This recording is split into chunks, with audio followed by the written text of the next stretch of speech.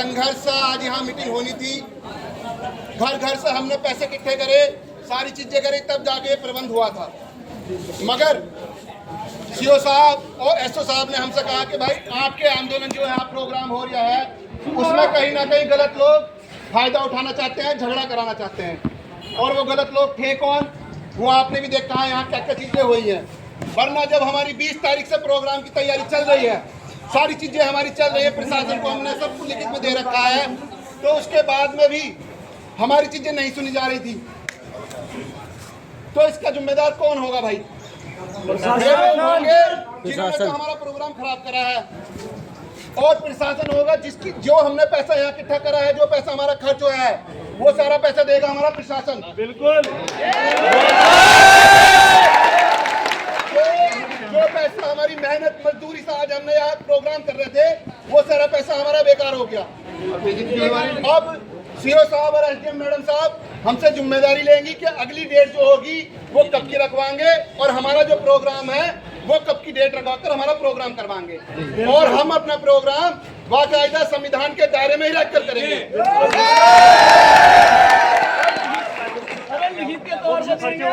आज का जो खर्चा होया है प्रोग्राम में, वो हमारी एसडीएम मैडम आई है, सीओ साहब खड़े हैं, ये समाज में हमारे जिम्मेदारी लेंगे कि भैया ये खर्चा है, इसकी जिम्मेदारी हम ले रहे हैं तुम्हारी, आपको अगली डेट हम दिवाएंगे जिम्मेदारी से। ये चीज हम सीओ साहब और एसडीएम मैडम साहब यहाँ सामने आपके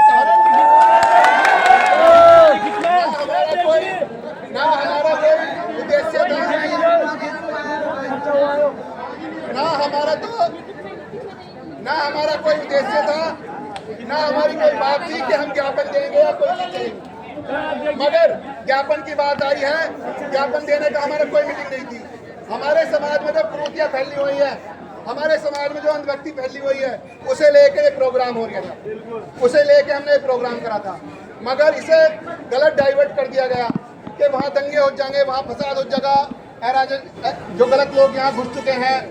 हमने प्रशासन की बात मानी।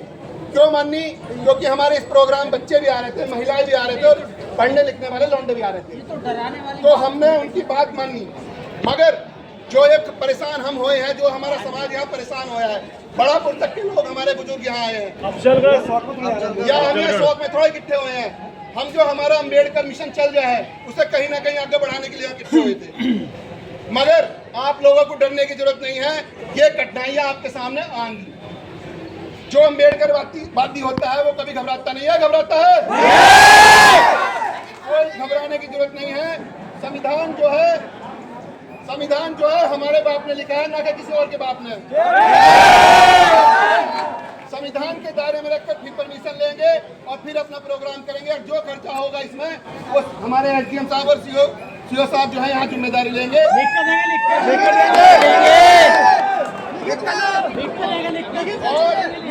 प्रोग्राम की जो डेट होगी वो हमारे माननीय सीओ साहब वो हमें बताएंगे अभी और अभी।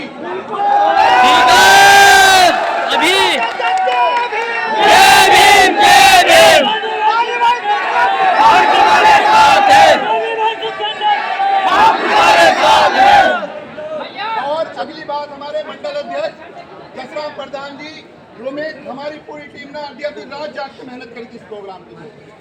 हम सोए तक नहीं। मेरे बच्चे जो रामपुर रहते हैं, रामपुर से अप डाउन करा मैंने 5-6 दिन तक। छोटे छोटे बच्चे हैं, मेरे भी छोटा लड़का है, 3.5 साल का लड़का है, मगर वो जब पापा पापा कहते तो हमें शाम को वहाँ जाना पड़ता था, और फिर सुबह वहाँ फिर बिजनौर के लिए आना पड़ता था। अब देख लो आप कितनी परेशानी होती है अम्बेडकर मिशन चलाने के लिए, समझ रहे हो? जब इस मिशन से जुड़े थे हमारी दाढ़ी भी काली थी, आज हमारी दाढ़ी भी सफेद हो गई है। तो भाई साहब इस मिशन के लिए कुर्बानी देनी पड़ती है, और आपको भी समझना पड़ेगा हमारी हिम्मत ये पब्लिक से है, हमारी हिम्मत हमारे समाज से है। अगर आप हमारे साथ नहीं खड़े होगे तो यहाँ कल के दिन को कोई भी अम्बेडकर मिशन चलाएगा नहीं।